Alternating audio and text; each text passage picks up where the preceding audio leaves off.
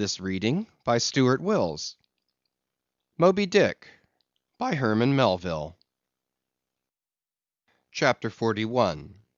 Moby-Dick. I, Ishmael, was one of that crew. My shouts had gone up with the rest. My oath had been welded with theirs. And stronger I shouted, and more did I hammer and clinch my oath, because of the dread in my soul. A wild, mystical, sympathetical feeling was in me. Ahab's quenchless feud seemed mine. With greedy ears I learned the history of that murderous monster against whom I and all the others had taken our oaths of violence and revenge. For some time past, though at intervals only, the unaccompanied, secluded white whale had haunted those uncivilized seas mostly frequented by the sperm whale fishermen. But not all of them knew of his existence. Only a few of them, comparatively, had knowingly seen him, while the number who as yet had actually and knowingly given battle to him was small indeed.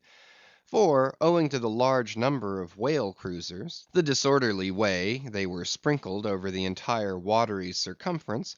many of them adventurously pushing their quest along solitary latitudes, so as seldom or never for a whole 12-month or more on a stretch to encounter a single news-telling sail of any sort, the inordinate length of each separate voyage, the irregularity of the times of sailing from home,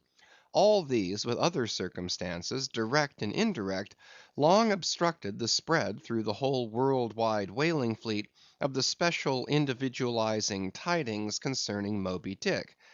It was hardly to be doubted that several vessels reported to have encountered at such or such a time, or on such or such a meridian, a sperm whale of uncommon magnitude and malignity, which whale, after doing great mischief to his assailants, had completely escaped them.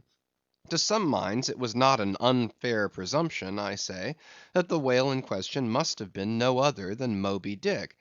Yet, as of late, the sperm whale fishery had been marked by various and not unfrequent instances of great ferocity, cunning, and malice in the monster attacked. Therefore it was, that those who, by accident, ignorantly gave battle to Moby-Dick, such hunters, perhaps, for the most part, were content to ascribe the peculiar terror he bred more as it were to the perils of the sperm whale fishery at large, than to the individual cause.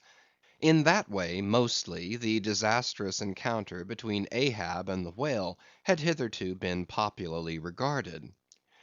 And as for those who previously hearing of the white whale, by chance caught sight of him, in the beginning of the thing they had, every one of them, almost as boldly and fearlessly lowered for him, as for any other whale of that species. But at length such calamities did ensue in these assaults, not restricted to sprained wrists and ankles, broken limbs, or devouring amputations, but fatal to the last degree of fatality, those repeated disastrous repulses all accumulating and piling their terrors upon Moby-Dick, those things had gone far to shake the fortitude of many brave hunters, to whom the story of the white whale had eventually come. Nor did wild rumors of all sorts fail to exaggerate, and still the more horrify the true histories of these deadly encounters. For not only do fabulous rumors naturally grow out of the very body of all surprising, terrible events, as the smitten tree gives birth to its fungi, but in maritime life, far more than in that of terra firma, wild rumors abound, wherever there is any adequate reality for them to cling to. And as the sea surpasses the land in this matter, so the whale fishery surpasses every other sort of maritime life, in the wonderfulness and fearfulness of the rumors which sometimes circulate there. For not only are whalemen as a body unexempt from that ignorance and superstitiousness hereditary to all sailors, but of all sailors they are, by all odds, the most directly brought into contact with whatever is appallingly astonishing in the sea. Face to face they not only eye its greatest marvels, but hand to jaw give battle to them. Alone in such remotest waters, that though you sailed 1,000 miles, and passed 1,000 shores, you would not come to any chiseled hearthstone, or aught hospitable beneath that part of the sun,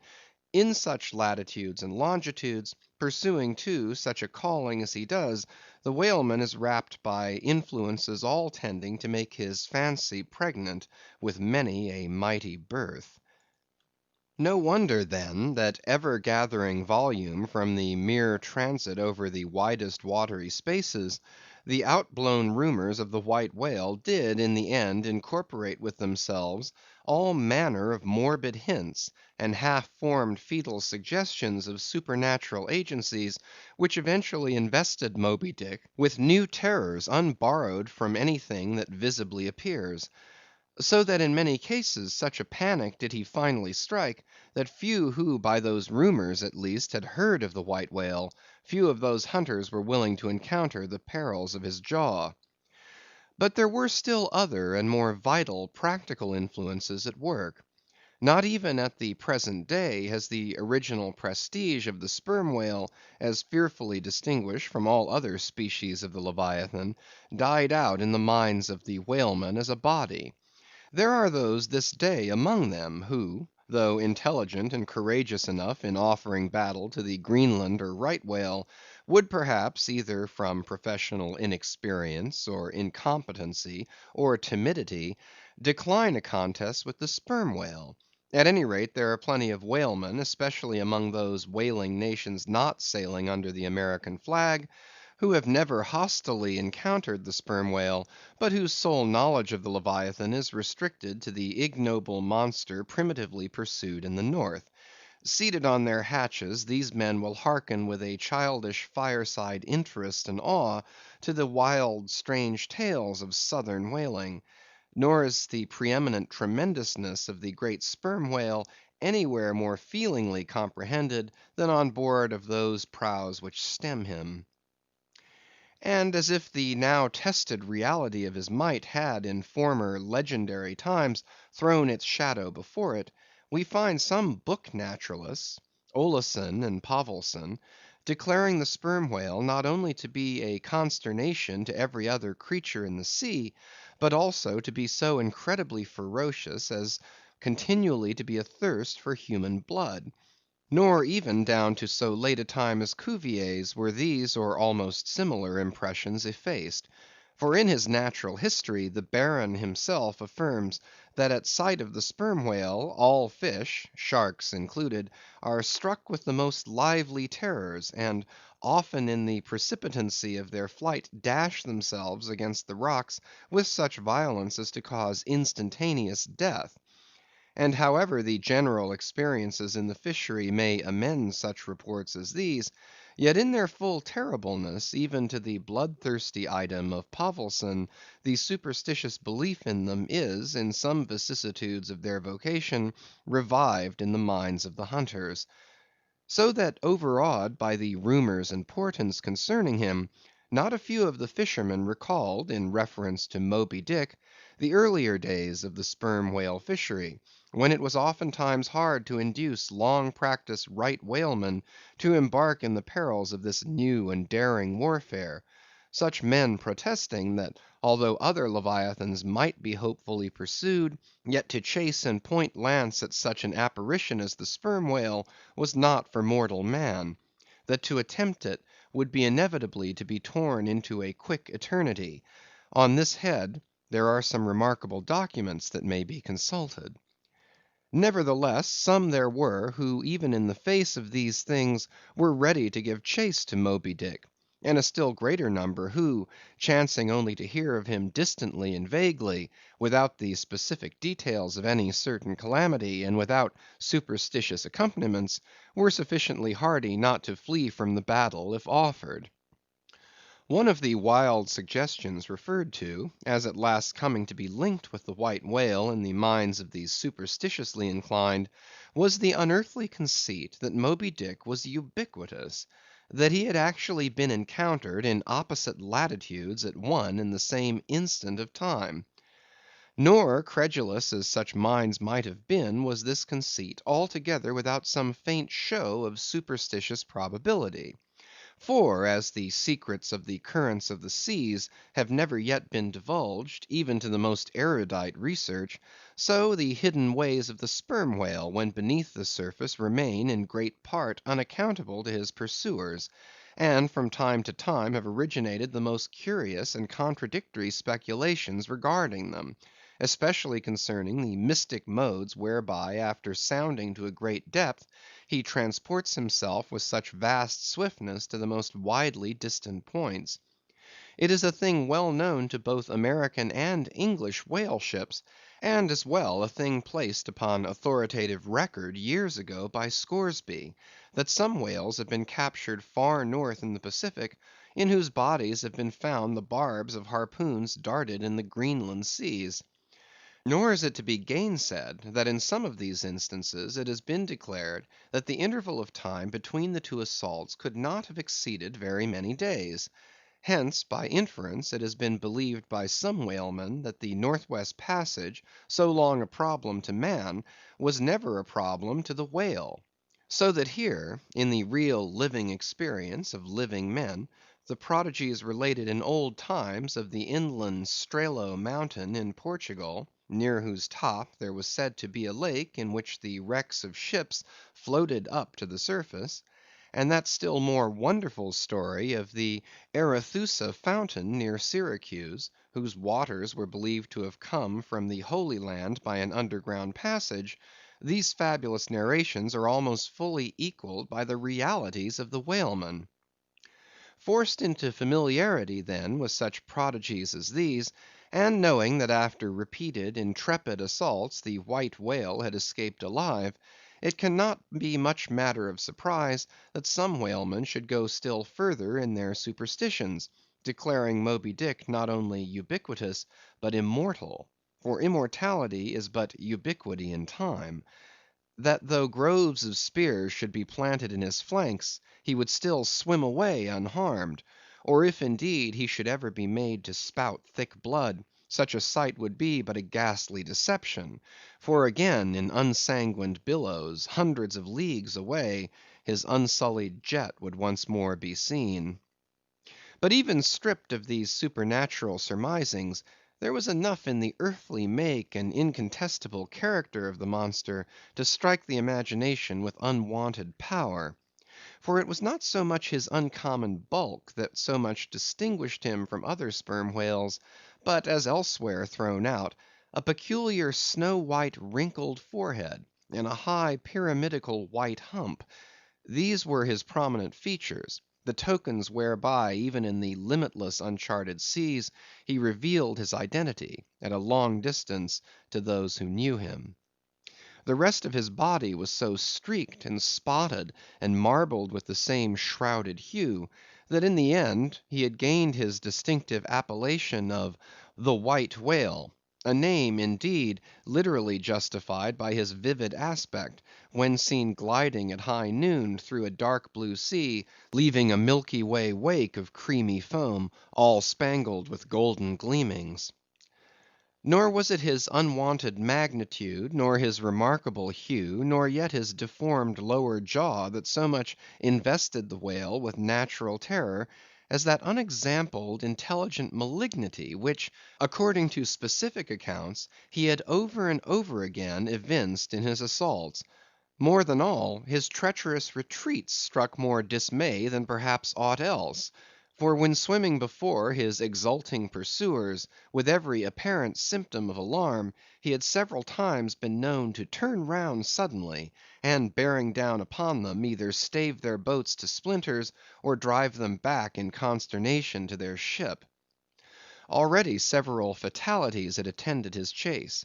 But though similar disasters, however little bruited ashore, were by no means unusual in the fishery, yet in most instances such seemed the white whale's infernal aforethought of ferocity, that every dismembering or death that he caused was not wholly regarded as having been inflicted by an unintelligent agent. Judge, then, to what pitches of inflamed, distracted fury the minds of his more desperate hunters were impelled, when amid the chips of chewed boats, and the sinking limbs of torn comrades, They swam out of the white curds of the whale's direful wrath into the serene, exasperating sunlight that smiled on as if at a birth or a bridal. His 3 boats stove around him, and oars and men both whirling in the eddies. One captain, seizing the line knife from his broken prow, had dashed at the whale, as an Arkansas duellist at his foe, blindly seeking with a 6-inch blade to reach the fathom deep life of the whale. That captain was Ahab. And then it was, that suddenly sweeping his sickle-shaped lower jaw beneath him, Moby Dick had reaped away Ahab's leg, as a mower a blade of grass in the field. No turbaned Turk, no hired Venetian or Malay, could have smote him with more seeming malice. Small reason was there to doubt, then, that ever since that almost fatal encounter, Ahab had cherished a wild vindictiveness against the whale. All the more fell, for that in his frantic morbidness he at last came to identify with him not only all his bodily woes, but all his intellectual and spiritual exasperations. The white whale swam before him as the monomaniac incarnation of all those malicious agencies which some deep men feel eating in them, till they are left living on with half a heart and half a lung. That intangible malignity which has been from the beginning, to whose dominion even the modern Christians ascribe 1/2 of the worlds, which the ancient Ophites of the East reverenced in their statue devil, Ahab did not fall down and worship it like them, but deliriously transferring its ideas to the abhorred white whale, he pitted himself all mutilated against it.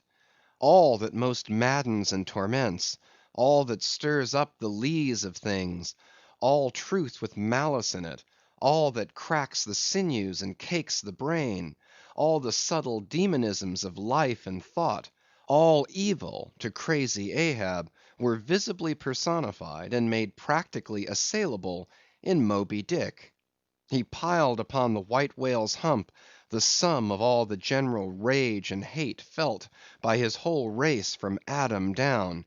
and then, as if his chest had been a mortar, he burst his hot heart's shell upon it.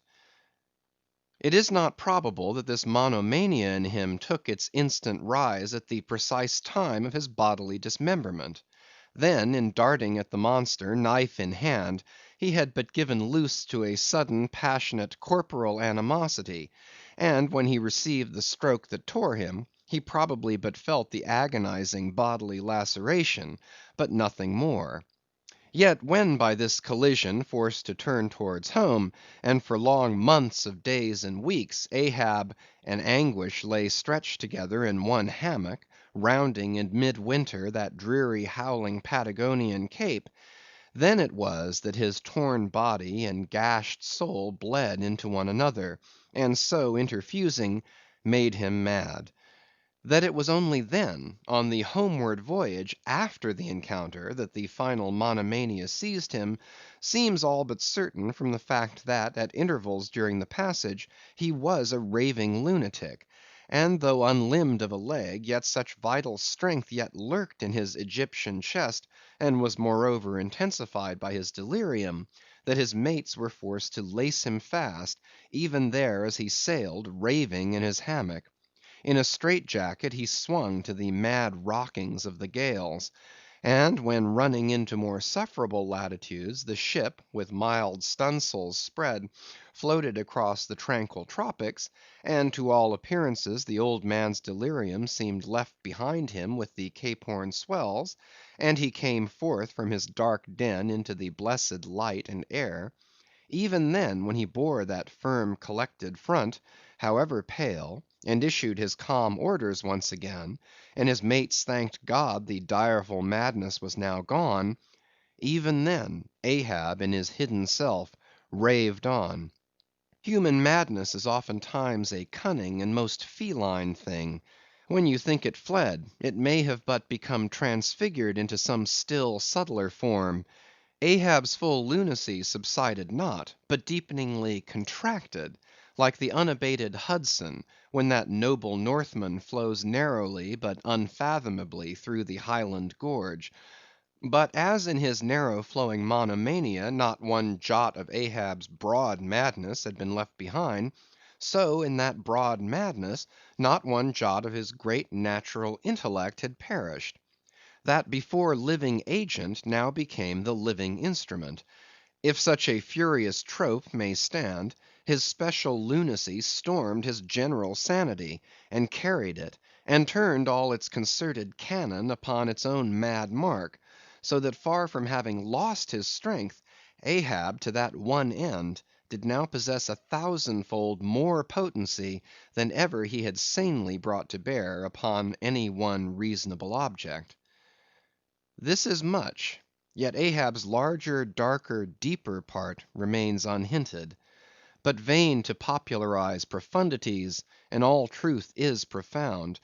Winding far down from within the very heart of this spiked Hôtel de Cluny where we here stand, however grand and wonderful, now quit it, and take your way, ye nobler, sadder souls, to those vast Roman halls of Thermes, where far beneath the fantastic towers of man's upper earth, his root of grandeur, his whole awful essence, sits in bearded state, an antique buried beneath antiquities, and throned on torsos.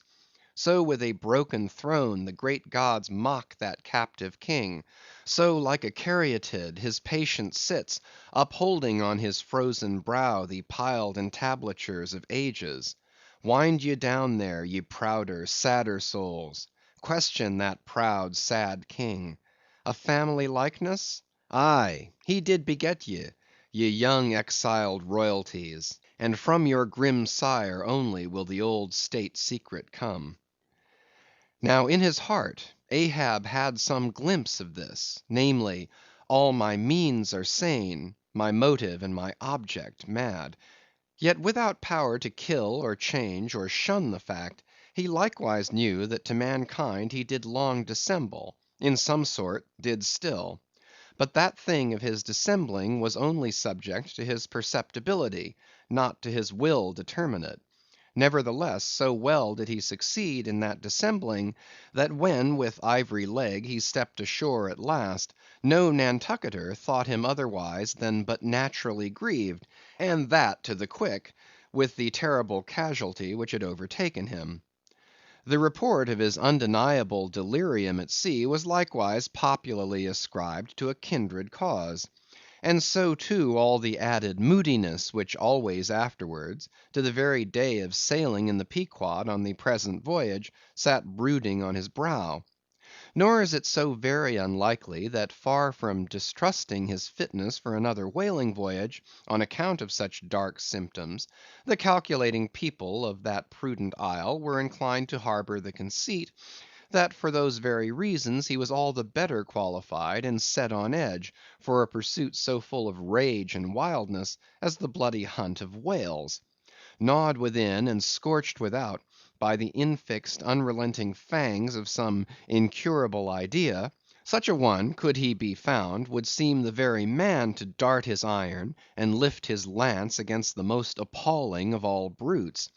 Or if for any reason thought to be corporeally incapacitated for that, yet such a one would seem superlatively competent to cheer and howl on his underlings to the attack.